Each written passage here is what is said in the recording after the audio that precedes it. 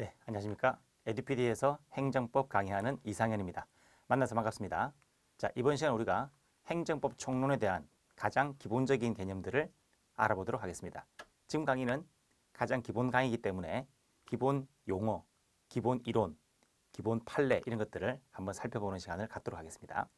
이 법학이라고 하는 것은 가장 중요한 것이 용어입니다.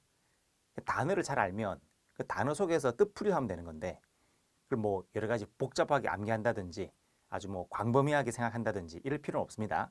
그러니까 단어에서 시작해서 단어에서 끝난다. 단어를 잘 씹어 드시면 개념은 바로 나오는 거니까 특히 객관식에서는 시험지에 글자가 다 나와 있죠. 그 글자의 뜻만 잘 해석하시면 아무런 문제가 없다. 그렇게 말씀드리겠습니다. 자, 그러면 일단 행정법 총론 제일 한번 들어가 보도록 하겠습니다. 제일 먼저 저희가 행정법을 하죠. 행정법이라고 하는 건 행정학은 아니거든요. 이 법학과 행정학은 정반대 학문이라 생각하시면 됩니다. 같은 걸 연구하지만 그 연구 대상은 행정이지. 행정이라고 하는 것은 법을 집행한다는 거죠. 그럼 제일 먼저 우리가 행정이란 무엇인가? 행위한다는 거지. 정부가. 그걸 행정이라고 하는 거죠. 그래서 행위한다는 것은 법을 만들어서 집행한다는 건데 우리가 국가 권력이라고 하면은 삼권 분립이 되죠. 그럼 삼권 분립의 경우에는 뭐가 있습니까? 즉 입법, 행정, 사법이라는 게 있는데 그러니까 입법이라고 하는 것은 법을 만든다. 즉 법을 정립하는 거죠. 그래서 이게 법이다. 그러니까 이대로 가 그런 말이고 그러니까 국가 업무라고 하는 것은 여러 사람들이 같이 생활하다 보니까 개인적인 업무가 아니죠. 그래서 공과 사를 구별하죠. 공사. 우리가 하는 것은 공적인 영역이죠. 이 일을 하는 사람들을 공적인 업무를 담당하는 사람들 그것을 공무원이라 하죠. 공무원. 공적인 업무를 담당하는 구성원. 그래서 글자에서 벗어날 필요가 없죠. 그 다음 사적이라는 것은 개인과 개인 간의 생활이죠. 그럼 특징은 뭐냐면은 사적인 영역은 내 맘대로 합니다. 내 거니까. 그래서 사적 자치 원칙이라 하죠. 자유. 공법은 여러 사람들이 같이 살아야 되니까 공적인 영역은 이 자유가 제한됩니다. 자기 마음대로 하는 게 아니라 자유가 제한되죠. 그래서 이건 안 되지 라고 미리 정해놨다고 사람들 약속을 갖다가 그래서 공법적인 활동은 기준을 만들어서 법을 만들어서 거기에 따라서 움직이게 되는 거죠. 그래서 이 법이란 것은 여러 사람이 따라야 하는 기준이니까 특정 한 사람이 만들어서는 따르지 않겠죠. 그래서 사람들이 다 모여가지고 같이 합의를 하는 겁니다. 근데 전 국민이 다 모이려니까 5천만 명 너무 많지. 그죠? 10억 인구 이게 너무 많으니까 그래서 결국 직접 다 모일 수는 없고 대표로 뽑아가지고 모여서 만드는 수밖에 없죠. 그게 바로 간접 민주주의, 즉 의회가 만들어진 거죠. 의회가 국민의 대표로 뽑아서 그러니까 국민의 대표가 우리를 대신해서 이런 것들이 국민들의 마음이다라고 합의를 보는 거죠. 그렇게 해서 이렇게 합시다라고 만드는 것이 바로 입법인 거죠. 입법이란 법을 정립한다. 그래서 앞으로 입법이란 세 글자 하면 법 정립. 그래서 현실적으로 집행하는 사람이 누구다? 그게 바로 행정부죠. 그래서 법을 집행해서 현실에서 일을 하는 사람들을 행정이라 한다. 그렇다면 법을 만들고 집행했는데 그것이 제대로 된 겁니까? 제대로 되지 않은 겁니까? 이걸 또 판단해 봐야지. 그걸 누가 하느냐? 제대로 했네 라고 선언을 하죠. 법대로 했다. 법에 적합하다. 그걸 적법이랍니다. 법대로 안 했다. 법을 위반했다. 그렇죠. 위법이라고 하는 거죠. 그래서 법대로 했다 안 했다를 선언하는 사람. 법대로 했다. 적합하다. 법적법. 법을 위반했다. 위법이라고 선언해 주는 사람. 그게 바로 사법부. 요 사죠. 그래서 앞으로 우리가 사법과 사법을 잘 구별하시고 뭐 국어에서 이렇게 읽는 방식이 있는데 잘 모르겠습니다. 사법이라고 하고 사법이라고 뭐 이런 게 있는데 어차피 우리가 잘 못 알아들으니까 한자 가지고 잘 구별하시기 바랍니다. 앞으로 사법과 사법을 잘 구별하셔서 보시면 되겠습니다. 그래서 국가가 제대로 잘 움직이기 위해서는 혼자 모든 걸 다 할 수 없으니까 그것을 힘을 나눠 가지고 분업에 올린 거죠. 그래서 법은 네가 만들고 집행은 네가 하고 재판은 네가 해라. 이렇게 삼권 분립으로 나눠진 겁니다. 그래서 법정립, 법집행, 법선언 이렇게 나눠지는 거죠. 자, 이렇게 이런 활동 중에서 우리가 지금 담당할 것은 바로 법을 집행하는 거. 요 행정에 대해서 공부를 하겠다. 행정에 대해서 공부를 하겠다. 자, 그렇다면 국가 자공 중에서 입법부, 행정부, 사업부가 있는데 이 국가 자공을 움직이는 사람들을 갖다가 공무원이라 했죠. 그럼 국가 공무원이건 지방 단체에 있는 공무원이건 자, 국회에서 법을 만드는 사람들 지금 곧 총선도 다올 텐데 300명 뽑죠. 300명. 현재 300명. 그리고 판사 재판하는 사람이 한 3,000명? 그러면 요 3,300명 뺀 나머지는 다 뭐다? 법을 만드는 국회의원 빼고 재판을 하는 판사 빼고 나머지 국가에서 일하는 사람들은 모두 행정공무원이라고 하는 겁니다. 그래서 공무원 중에서도 요 행정공무원의 범위가 가장 큰 거죠. 그래서 10%, 10%, 20% 뺀 80%는 행정공무원이다. 공무원이란 모두 다 법을 집행하는 사람들인 겁니다.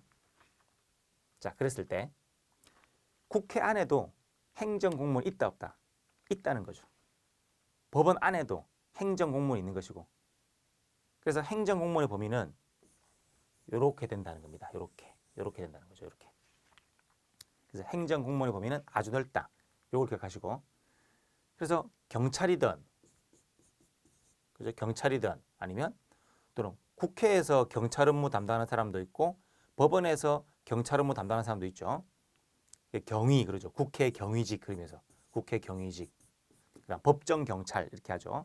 법원 안에서 누가 사고 친 사람이 있으니까 그걸 또 막아주거나 하는 사람들. 그런 사람 판사가 직접 맡지 않죠. 그죠? 판사가 재판하다가 야 거기 안 돼 그러면서 그러지 않으니까 판사를 대신해서 여러 가지 자료도 정리하고 뭐 질서도 유지하고 사람들 안내도 하고 뭐 여러 가지 청소도 하고 여러 사람도 있는 거죠. 그런 사람들은 재판하는 사람들이 아니라 공무원은 공무원이지만 법을 집행하는 공무원들이다. 그래서 기능적으로 파악했을 때 행정부에 소속 있는 사람만 행정공무원이 아니라 국회에 소속되어 있는 행정공무원도 있고 법원에 소속되어 있는 행정공무원도 있고 이렇게 된다는 거죠. 그래서 국가공무원의 거의 80%가 모두가 법을 집행하는 사람들인 겁니다. 그럼 그 집행할 때 자기 마음대로 하면 안 되죠. 개인적 영역이 아니니까. 그래서 법대로 하는 거라고. 법대로. 자, 그렇다면 이 법이란 뭔가? 법이란 한자를 보면 삼수변에 갈 거죠. 물이 간다는 거지. 물은 위에서 아래로 가거든요. 당연한 거지. 법이란 것은 당연한 겁니다. 우리가 이 사회에서 살아가기 위해서 당연한 기준. 법이란 것은 압축하면 기준이란 말이죠. 당연한 거. 그러면 지극히 당연한 기준이니까 우리가 당연히 따라야 하는 거죠. 따라야 하는 거. 번역하면 앞으로 법이란 따라야 하는 거. 그렇게 돼요. 법이란 따라야 하는 거. 이렇게 법률 용어들은 다 한자다 보니까 한국말이 아닙니다. 그래서 한국말로 번역할 필요가 있다. 쉽게 쉽게. 그럼 법이란 건 지극히 당연한 거. 자연 법칙. 사람이 살려면 공기를 마셔야 되고 물을 마셔야 되고 하는 거죠. 당연한 거죠. 그걸 안 하면 죽지. 그렇죠? 법을 어기면 죽지 이겁니다. 그런 것처럼 우리는 사회 법칙. 사람들이 모여서 같이 살아가는 사회. 이 사회생활 속에서 다른 사람한테 피해를 주지 않기 위해서 지킬 게 있는 거죠. 그래서 법이란 것은 원칙과 예외는 아닙니다. 이런 것을 해야지 저런 것을 하면 안 되는 거죠. 예를 들어서 사람을 죽인다. 사회생활하면서 큰일 나죠. 그럼 사람을 죽이면 안 되는 거죠. 그럼 감옥 가는 거지. 근데 사람을 죽였는데 감옥을 안 갈 수가 있다? 있지. 그렇죠. 사람을 죽였지만 감옥을 안 가는 경우, 즉 사람을 죽여도 되는 경우가 있죠. 대표적으로 전쟁 나면 감옥 안 가죠. 전쟁터 나가지. 또 누가 나를 죽이려고 하니까 먼저 죽였지. 그래서 법적 용어로 정당방위라고 표현을 하죠. 정당방위라고 이런 식으로. 그래서 사람을 죽이면 되는가 질문을 던졌을 때 원칙은 안 되는 거지만 예외적으로 되는 경우도 있다. 그게 언제냐? 그 첫째, 전쟁, 둘째, 정당방위 이런 식으로 첫째, 둘째, 셋째라고 구체화해서 암기하는 것이 시험 공부가 되겠습니다. 그래서 뭐 대충 그런 게 있지 뭐 이걸로 안 됩니다. 시험을 보시는 분들은 구체적으로 첫째, 두 가지, 세 가지 이렇게 꼭 기억을 하셔야 된다. 제가 수업할 때마다 자, 세 가지가 있죠. 두 가지가 있죠. 이렇게 말씀드릴 거라고. 그럼 반드시 그 세 가지가 뭐였는지 두 가지가 뭐였는지를 꼭 떠올리시면서 이야기를 하시라는 겁니다. 요거를 자 구체화시켜야지 추상적으로 뭐 대충 그럴 겨 그런 건 없습니다. 그래서 세 가지는 안 돼, 두 가지는 돼. 이렇게 되는 거 안 되는 것을 구별하는 거죠. 그게 바로 법이란 겁니다. 그래서 법이란 것은 돼, 안 돼의 기준선. 그게 바로 법이다. 그치? 법을 따랐다 하면 적법, 위반했다는 것은 위법이죠.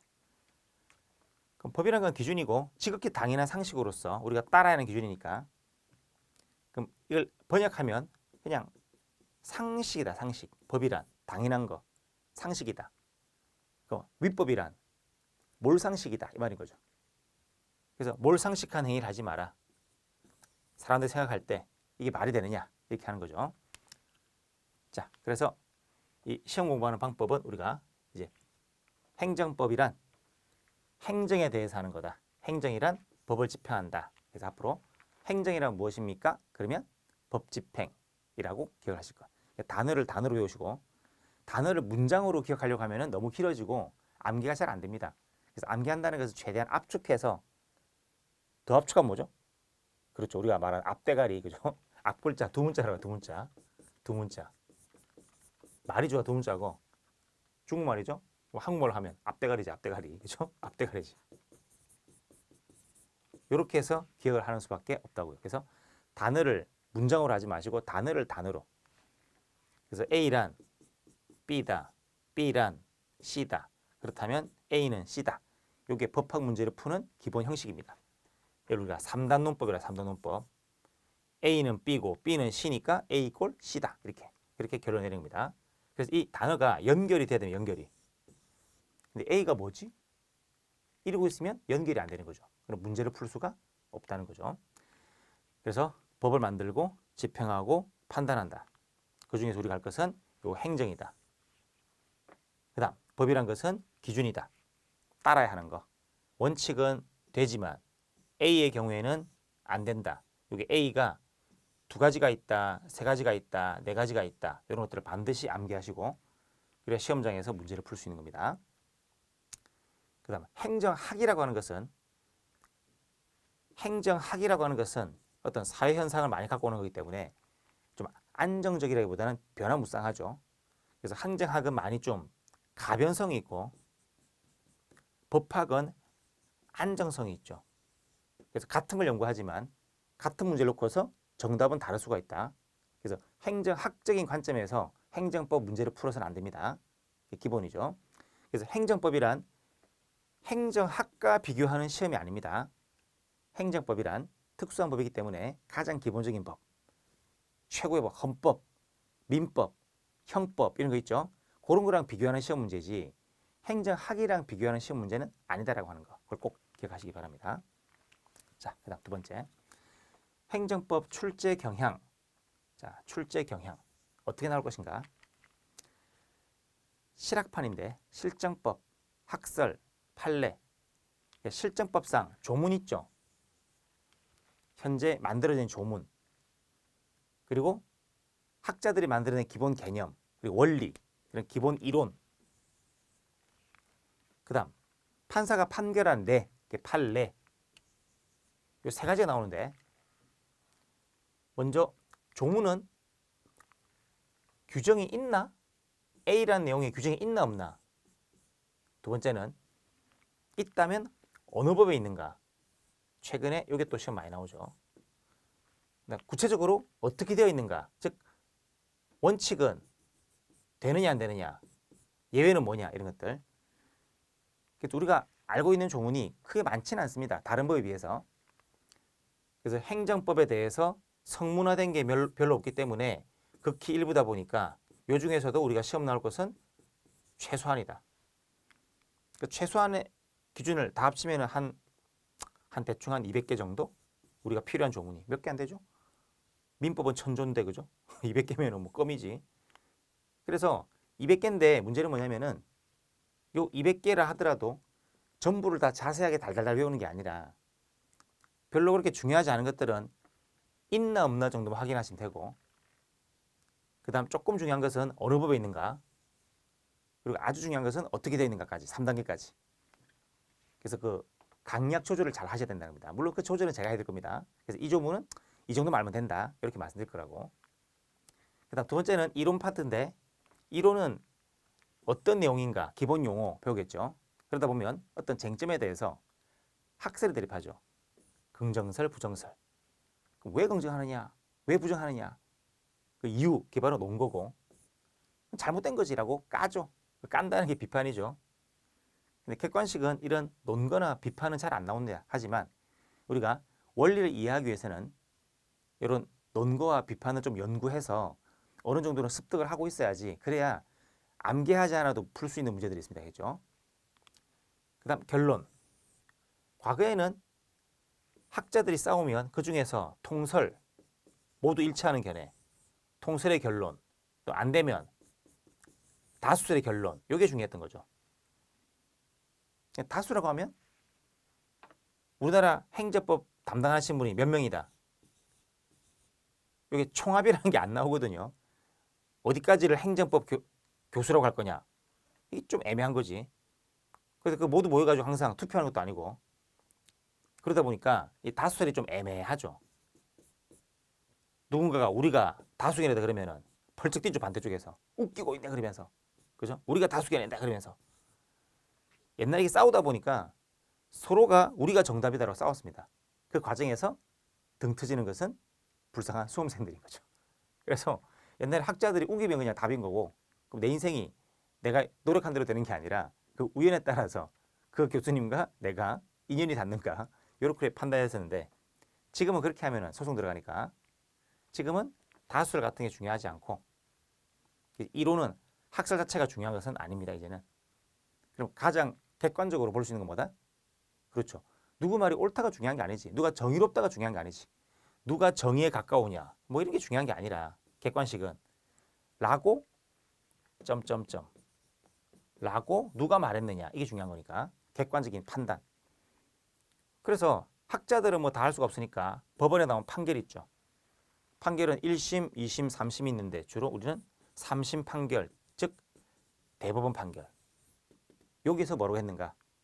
그게 옳든 아니든 정의롭든 아니든 라고 판결했다 하는 것은 가장 객관적이죠. 역사적인 팩트니까. 그렇기 때문에 최근에 우리 시험에서 가장 큰 비중이 있는 것은 바로 판례이다. 그럼 판례를 공부할 때는 각 사건마다 어떤 사건에서 사건별로 좀 케이스가 다르기 때문에 어떤 경우에 왜 긍정했는가, 어떤 사건 어떤 경우에 왜 긍정했는가, 이걸 따져보는 겁니다. 자, 그래서 특히 중요한 것은 어떤 경우에 긍정하는가, 어떤 경우에 부정하는가 하는 경우의 수, 이걸 꼭 잘 보셔야 됩니다. 자, 그러면 실제 우리 행정법 시험에서 나오는 것은 비중이 조문이 한 10% 정도, 이론이 한 10% 정도, 판례가 80%입니다. 엄청나죠? 그랬다가 드디어 역사적으로 이제 행정법에 대한 내용들이 성문화가 잘 안 돼 있는데 드디어 확실하게 된 성문화가 나왔지. 행정기본법, 이게 나오면서 대박 터진 거죠. 그러면서 이 조문의 범위가 확 늘었습니다. 최근 시험에 한 30%, 40%까지 갑니다. 이론적인 내용은 항상 그대로야. 이런 이제 케이스에서 이제 우리가 활용하는 거죠. 특히 이제 당락을 좌우하는 게 케이스 문제를 갖다가 분석을 잘 하느냐 못 하느냐. 그걸 잘 하려면은 이론이 들어가 있지 않으면 케이스를 못 풀게 됩니다. 그럼 90점을 받아도 마지막 100점을 받기 위해서는 그 이론으로 중간중간을 메꿔주지 않으면은 100점이 나올 수가 없다는 거죠. 자, 그래서 이런 파트가 중요한데 이거는 분량이 항상 그대로입니다. 그래서 이 조문이 많이 늘다 보니까 상대적으로 판례가 좀 밀린 거죠. 판례가 중요하지 않다는 게 아닙니다. 원래 우리가 공부할 내용에서 조문이 이만큼 더 늘어나 버린 겁니다. 판례 내용이 줄은 게 아닙니다. 이게 좀 출제가 많이 되다 보니까 시험에 나오는 판례 비중이 약간 이렇게 한 60%, 한 50% 이렇게 줄었다는 것 뿐인 거지. 상대적으로 원래 공부할 내용 자체가 준 게 아니라 판례도 점점점 늘어나고 조문도 점점점 늘어나고 있습니다. 이런 과정이다. 그리고 옛날에는 아주 추상적으로 그냥 대충 물어봤는데 지금은 공무원이라는 사람은 임용되자마자 바로 법대로 집행해야 되는데 법을 모르면 큰일 나거든요. 그러다 보니까 점점 디테일하게 시험에서 출제가 되고 있습니다. 그래서 과거에는 아니 이런 것까지 우리가 알아야 되나? 공무원 시험에서 변호사도 아니고 이것까지 알아야 돼? 그랬었거든요. 그래서 추상적인 내용으로 충분했는데 이제는 이걸로는 부족합니다. 판례마다 어려운 판례가 많고 구체적인 단어가 꼭 필요하기 때문에 어쩔 수 없이 우리는 이론 그리고 판례 이런 것들을 따로따로 할 수밖에 없다. 일단 기본 용어를 모르면 판례 분석이 불가능합니다. 그래서 판례를 제대로 분석하려면 이론 부분에 대한 지식이 있어야 됩니다. 그래서 공부할 때는 비록 출제 비중은 10%밖에 안 된다 하더라도 공부할 때는 반드시 이론 파트를 하셔야 된다. 그 뜻입니다. 자, 근데 최근에 이제 국가직에서는 갑자기 조문이 한 8%, 이론 제로, 판례가 92% 이렇게 나오는 경우도 있습니다. 이 추세가 항상 똑같다는 건 아니지만 최근 다수의 시험에서는 이런 출제 경향이고 그리고 어떤 시험에서는 변태적인 출제가 나오기도 한다. 뭐 그렇게 생각하시고 그래서 항상 이 판례는 가장 중요하다. 왜? 객관적이니까. 그리고 또 객관적인 것은 그렇죠. 조문이죠. 조문에 그렇게 돼 있더라? 뭐 어떡할 거야? 그렇게 돼 있는데 그런 이야기입니다. 그래서 이런 것들을 잘 기억하시면 되겠습니다. 그다음 이제 행정법은 어떻게 공부할 것인가? 이정암입니다. 이정암 하죠. 일단 단어를 이해해야지 무슨 말인지 원리가 어떻게 되는지 알아야 됩니다. 그래서 법률 용어 제일 중요하죠. 그다음 어떻게 흘러가는지 기본 원리. 총알을 만들어 놓고 그다음 총이 있어야 쏘지 그런 얘기입니다. 그다음 시험에서 가장 중요한 것은 정리입니다. 실제 합격할 때 가장 중요한 것은 이해하고 암기한다. 그냥 암기하는 게 아니라 정리하고 나서 암기해야 됩니다. 정리된 지식을 암기하지 않으면 나중에 큰 혼란을 야기합니다. 정리한다는 것은 첫째, 목차를 나누고 핵심 단어를 압축해서 기억하는 겁니다. 저는 이제 4글자를 좋아하는데 사자성어. 그리고 암기란 무한 반복이죠. 아침 저녁으로 계속하는 거지. 자, 첫 번째, 일단 강의를 통해서 행정법은 단어가 낮습니다. 처음 보는 단어들이고 그리고 우리가 일상에 쓰는 단어가 아니야. 그냥 읽어서는 무슨 말인지 잘 모르게 돼 있다고요. 그렇기 때문에 강의를 들어서 먼저 잘 이해한다. 책을 먼저 보지 마시고 책을 먼저 보고서 내가 한번 훑어보고 강의 듣겠다. 그러면은 이게 힘들어집니다. 그럼 산으로 가. 그럼 오해가 되거든요. 오해가. 그래서 오해 금지 그리고 예습 금지. 기본 이론은 예습이 안 됩니다. 일단 기본 강의를 들어놓고 그 다음 책 보고 이런 거. 강의 듣고 책을 봐야지. 책 보고 강의 된다. 그러면 안 됩니다. 늦어지고 오해하고 산으로 가고 공부 시간이 더 길어집니다. 반드시 강의부터 듣고 책을 보실 것. 강의 듣고 책을 보는 겁니다. 그 다음에 이제 이해했다 생각되면은 정리하기 시작하는 거죠. 정리는 도표식으로. 도표. 이렇게 도표를 만드는 거죠. 쟁점이 있으면 우리가 앞으로 배울 행정처 행위는 우월적 지위에서 강제하는 게 많죠. 그걸 권력적이다. 권력적이면은 3가지 특징이 있습니다. 공합당, 공정력, 확정력, 강제력. 그래서 앞으로 제가 권력적이다. 그러면 3가지 특징. 그러면 일단 세로줄 암기. 공확강. 이렇게 앞글자 따서 공확강 해놓고 공 하면 공정력, 확정력, 강제력 이게 딱 나와야 되죠. 그죠? 그런 세로 단어가 나와야 되고 그 다음 가로줄. 공정력이란 뭐다? 지금은 할 게 아니지만 나중에 위법하지만 경미한 하자라서 취소하기 전까지 일단 유효인 것으로 추정되는 효력이다. 이 문장을 다 기억하려면은 위법이 뭔가, 경미한 게 뭔가, 취소가 뭔가, 일단이 뭔가, 유효가 뭔가, 추정이 뭔가 이 단을 다 해야 돼. 그래야 이걸 이해할 수가 있는 거라고. 처음 이걸 하나하나 다 하다 보면은 정신 어지럽거든요. 그렇기 때문에 일단은 이렇게 공정력이란 뭐다 하면 한마디로 네 글자 일단 유효 요것만 일단 암기해 두시라고. 공정력이란 일단 유효, 확정력이란 취소 불가 이렇게 네 글자, 강제력이란 의무 이행이라고 각각 네 글자씩. 그래서 가로줄로 네 글자. 그래서 권력적이다 세 가지 특징이 있다 그러면 공확강, 공정력이란 일단 유효, 확정력이란 취소 불가, 강제력이란 의무 이행 이런 식으로. 그럼 끝입니다. 세로 한 번, 가로 한 번, 그럼 모든 공부 다 끝나게 돼 있어. 그래서 이렇게 표로 정리한 다음에 그 다음에 공학강 암기하는 거죠. 그래서 암기한다는 것은 두 문자 만들어서 하게 되는데 제가 보통 드드드 합니다. 드.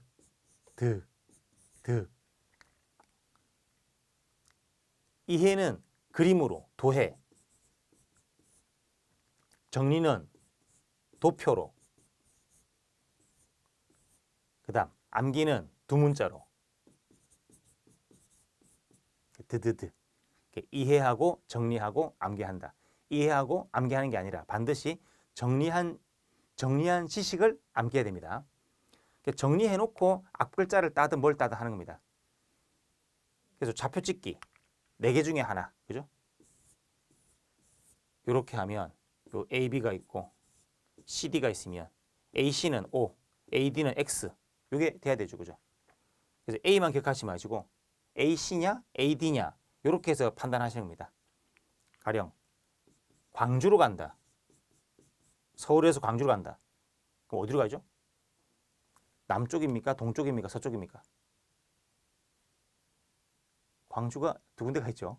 대표적으로 전라도 광주가 있고, 그럼 서울에서 전라도 광주가 있고, 동쪽으로 경기도 광주가 있다고. 그럼 광주에서 6시에 만나자 이런 명제가 성립할 수 있다 없다? 광주에서 만나자. 어느 광주? 경기도 광주, 전라도 광주 이걸 붙여줘야지. 앞에 걸 붙여줘야 되죠. A냐 B냐 아시겠죠? A 광주냐 B 광주냐 이건 완전히 다른 거니까. 그래서 광주에만 방점이 찍혀가지고 거기 꽂혀 있으면은 답을 고를 수가 없는 겁니다. 그래서 A만 생각하면은 답이 모순되는 거지. A가 되느냐 그러니까 되지. 아닌가? 안 되던가? 가만히 있어 뭐지? 이게 되는 거라고. 그래서 A만 기억하시면 안 되고 반드시 C하고 D하고 결부해서 좌표를 찍으라 합니다. 뚜뚜뚜뚜뚜뚜뚜 AC는 O, AD는 X 돼야지. 그렇게 하면 공부를 할 수가 있다. 해놓고 만약에 이렇게 다 되는데 요거 하나만 안 돼. 그럼 요거는 뭡니까? 반드시 암기지. 그걸 앞글자 따서 외우는 겁니다. 그 다음 두 문자를 따서 외운다고 할 때 그건 제가 지렛깔기라고 하는데 자 강의 듣죠. 책 보죠. 자기 전 30분 동안 오늘 배운 거 다시 한번 반복하는 겁니다. 종이로 가리면서. 그래서 권력적이다. 3이라고 되어 있으면 이 세 가지를 먼저 세로줄을 떠올리시라는 겁니다. 근데 만약에 이걸 손으로 가렸을 때 생각이 안 나. 그러면 생각이 안 난다. 한 번. 이렇게 하는 거죠. 한 번. 그 다음 공정력이란 네 글자. 일단 유효. 이 말이 생각이 안 난다. 그러면 이 앞에다가 한 번 이렇게. 확정이 됐고 강제력은 생각 안 난다 그러면 또 한 번 이렇게. 표시라는 거죠.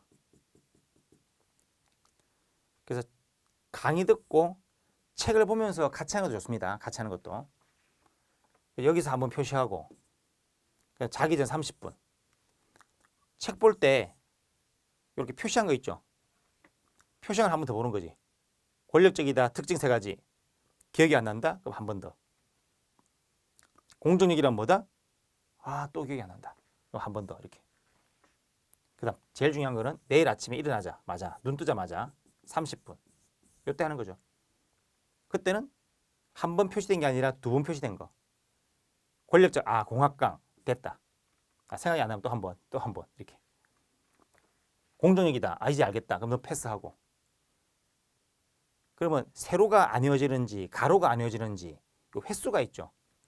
이걸 아침 저녁으로 계속 체크하는 겁니다.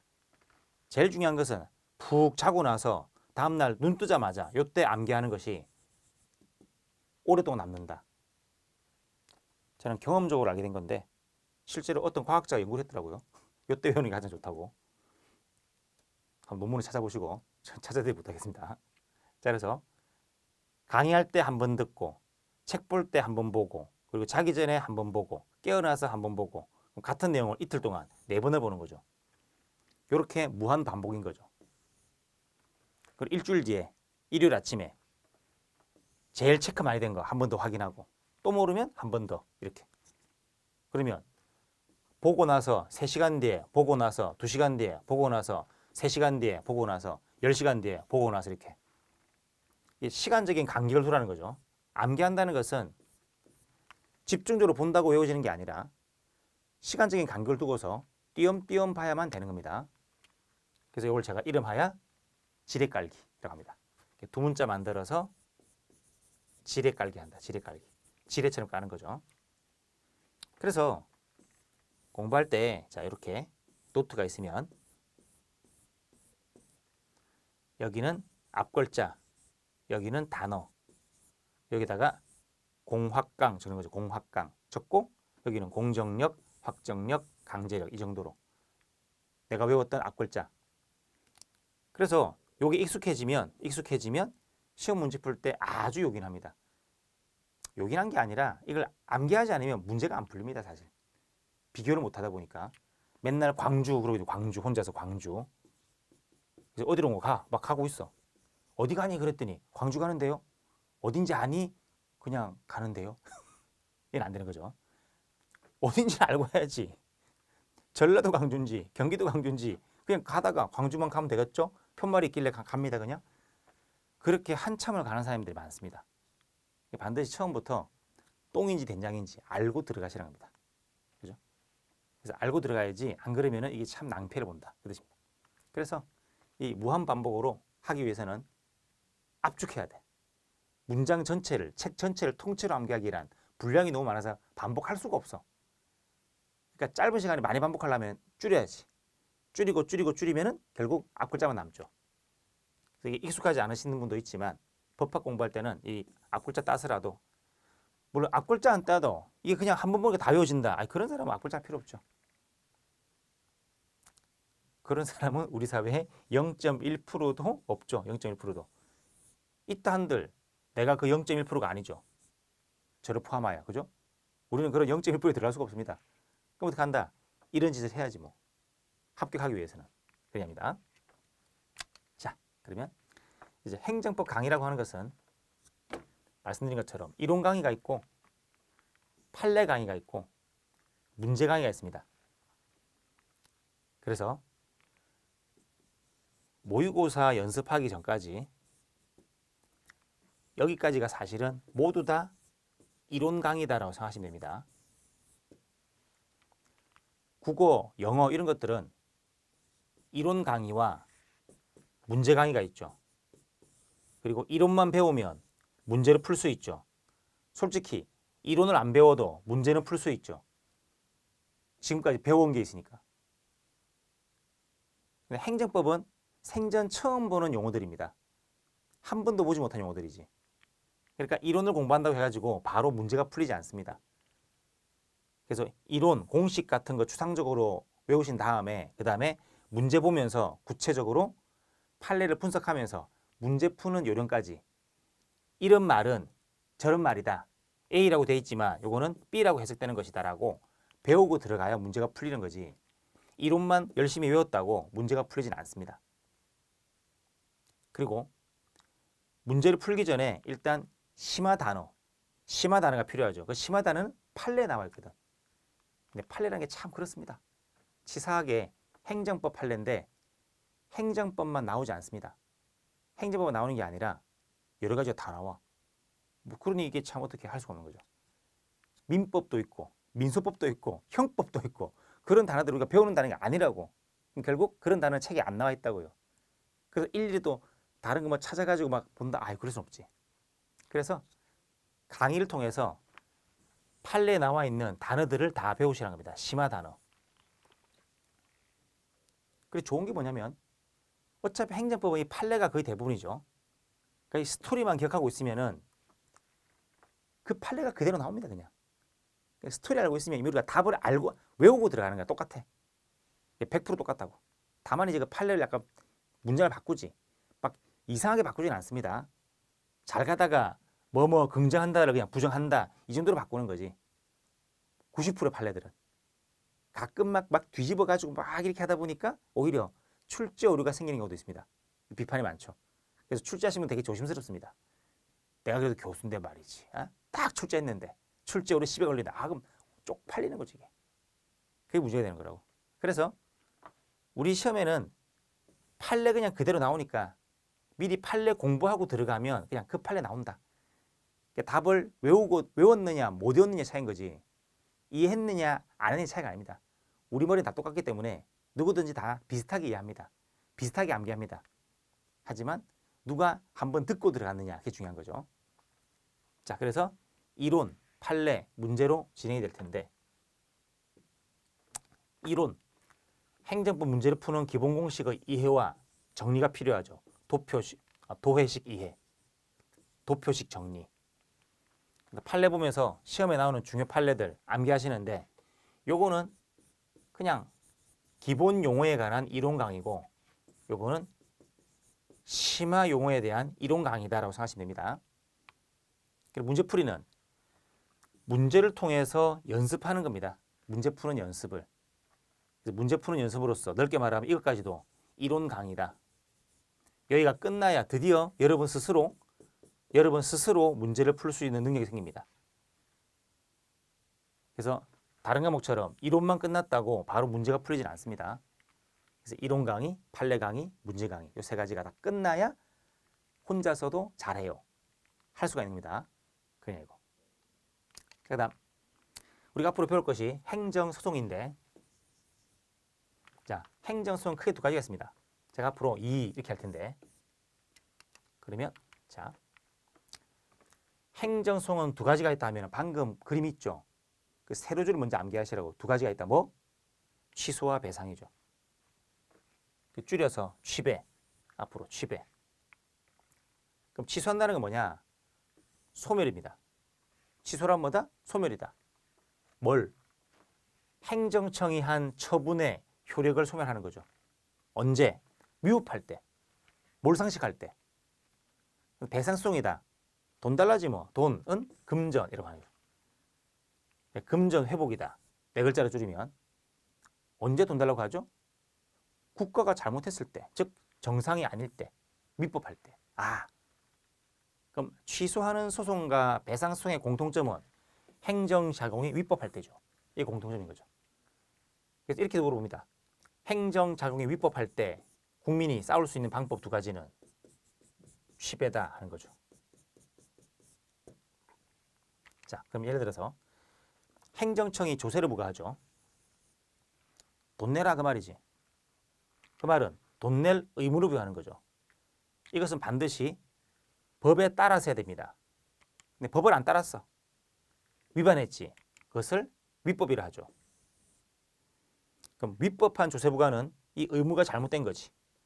그럼 내 입장에서는 돈 내기 싫지. 정상적인 조세 부과 아니니까.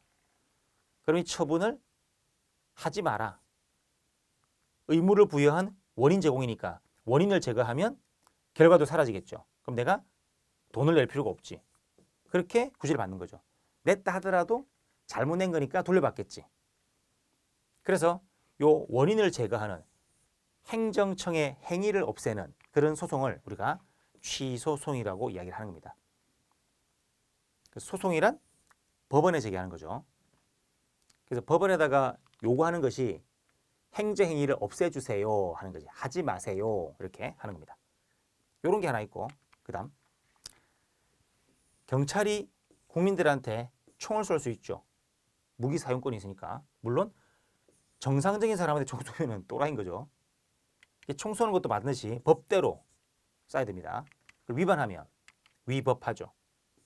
그럼 이 총알을 위법한 거야. 그럼 내가 위법한 총알을 맞을 이유가 없는 거지. 날라오는 걸 어떻게 해? 이미 총알은 뚫고 지나갔는 걸. 피는 나오고 있고. 이때 어떻게 한다? 그때는 총알을 취소하라? 뭘 취소해? 벌써 꽂혔는데. 그러니까 총알을 없애주세요 하는 소송은 무의미한 겁니다. 그걸 뭐라고 표현하느냐? 이런 소송은 아무런 실익이 없다라고 표현합니다. 그럼 이걸로는 구제가 안 되니까 내가 구제되기 위해서는 병원 갈 때 금전 손해가 생겼으니까 거기에 따라서 돈을 달라는 소송을 법원에 신청하는 거죠. 요게 실익이 있는 거죠. 그럼 이런 사건에서는 행위를 없애면 구제가 되고, 이런 사건은 행위를 없앤다고 구제가 되는 게 아니라 돈을 줘야 구제가 되는 거죠. 그래서 국민이 구제받는 방법은 크게 두 가지가 있다. 취배. 언제? 위법할 때. 취배할 수 있다. 이렇게 따지게 되는 거죠. 자, 그렇다면 우리가 취소 소송이 우리 시험에 가장 많이 나오는 건데 그 심사 대상이 뭐냐? 크게 두 가지가 있습니다. 그럼 이를 공부할 때는 종이로 가리고 이걸 생각해 보는 거죠. 두 가지가 있다. 요건심사, 본안심사가 있습니다. 즉 요건심사, 본안심사. 자, 요건심사라고 하는 것은 예를 들어서 우리의 목표는 시험 합격이죠. 이게 가장 중요한 본질적 문제지. 근데 시험에 합격하려면 먼저 들어가야지. 시험장을 들어가야지. 그럼 입장을 해야 되죠. 그럼 시험장에 들어갈 수 있느냐 이런 문제가 있고, 시험에 합격할 수 있느냐 이런 문제가 있죠. 어느 게 중요한 문제다? 당연히 이게 중요한 문제죠. 그런 중요한 가장 핵심적인 결론, 그 결론을 본 안의 문제야. 본 안의 문제. 근데 합격하려면은 그 전제로서 입장을 해야만 합격하는 거죠. 그러니까 이 입장은 뭡니까? 본안에 반드시 필요한 전제 조건이지. 그것을 본안에 가장 필요한 전제 조건, 시간적으로 전이 아니라 전제 조건의 전입니다. 그래서 갖다가 본안 전 문제. 그럼 본안 결론에 이르기 위해서 아주 중요한 전제 조건이죠. 꼭 필요한 전제 조건을 갖다가 우리가 요건. 이건 본안 전 문제 이꼴 요건 문제라는 거지. 그래서 본안 전, 본안, 본안 전, 본안이라고 하는 거죠. 자, 그래서 요건 심리란 이 본안 전 심사죠. 입장이 되는가 안 되는가.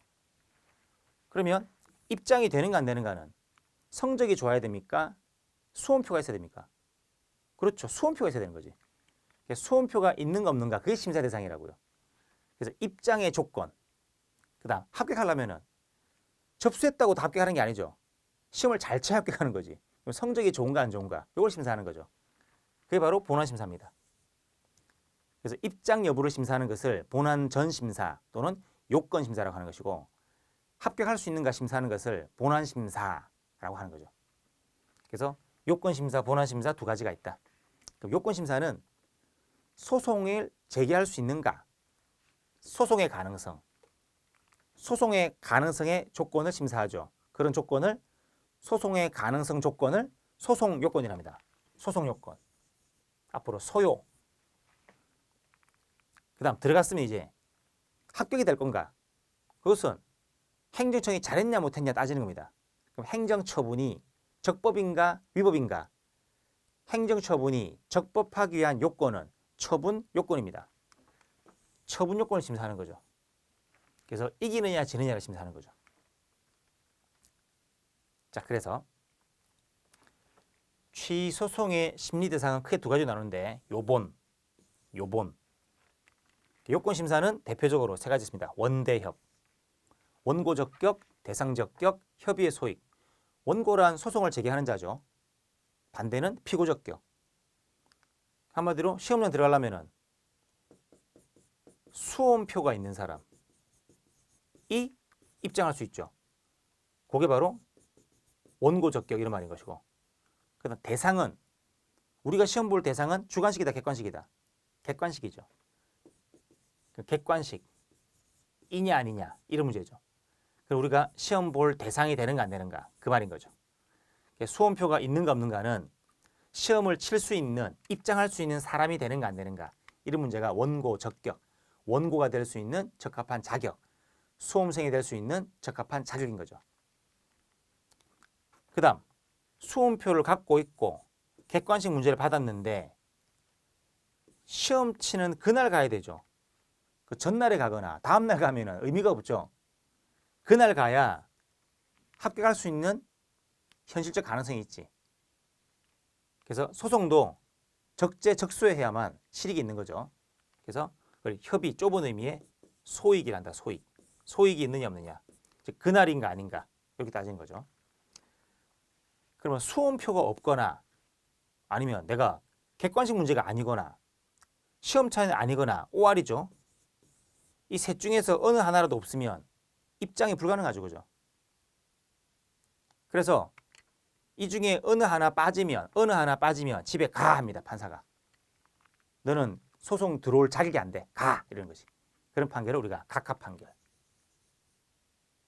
그럼 이걸 모두 갖추면 입장을 하는 거지 이긴 게 아니죠. 그죠? 그러니까 모두 갖추면 들어와 하는 것이. 어느 하나라도 빠지면 가 그러는 거고. 각하 판결. 모두 갖추면 들어와 하는 것이. 그럼 들어오면 본격적으로 심사할 것은 행정처분의 위법, 적법 여부죠. 그래서 위법하면 취소해달라고 요구했으니까 취소해주죠. 그런 판결을 원고의 판결을 인정해주는 판결, 그걸 인용 판결. 적법하면 취소가 안 되죠. 그럼 기절하죠. 패소했으니까. 기절시키는 판결이 기각 판결. 취소해주면 인용 판결, 취소 안 하면 기각 판결. 그러니까 우리가 목적으로 하는 것은 처분을 취소해달라니까 취소가 되는지 안 되는지는 행정처분이 위법인가 아닌가에 달려있다 그 뜻입니다. 그래서 그런 판결은 인용 판결, 기각 판결이라 하고 입장이 되느냐 안 되느냐 판가름한 것은 각하 판결이냐 아니냐 이런 문제인 거지. 그래서 기각 판결이란 말하고 각하 판결은 서로 다르다 그 뜻입니다. 그래서 앞으로 우리가 시험 문제는 원, 대, 협, 위, 법 5가지를 다룰 거다. 원, 대, 협, 위, 법 이게 우리 시험 문제의 90%입니다. 그래서 시험에서 묻는 것이 뭐냐면 결국 그거죠. 그래서 어쩌라고? 소송에 들어갈 수 있어 없어? 소송의 대상이 돼야 안 돼. 그래서 남는 게 있냐고. 소익이 있어 없어? 이게 시험 문제입니다. 그리고 법을 위반했어 안 했어? 그 말이죠. 그럼 위반했다는 게 뭐죠? 법이라는 게 뭐죠? 이것을 우리가 공부할 필요가 있다는 뜻입니다. 그래서 요건, 소송 요건을 모두 갖추면은 이겼다 졌다가 아니라 드디어 입장한다. 그 뜻입니다. 그래서 입장할 수 있는가 그 질문하고 합격할 수 있는가 그 질문을 구별해서 우리가 보셔야 시험 문제를 풀 수가 있다. 그 뜻입니다. 이렇게 해서 우리가 앞으로 행정법 공부에 대해서 진행을 하게 될 겁니다. 자, 앞으로 계속 같이 한번 하시면서 열심히 하시면 좋은 결과 있을 겁니다. 자, 다음 내용은 다음 시간에 보도록 하겠습니다. 감사합니다.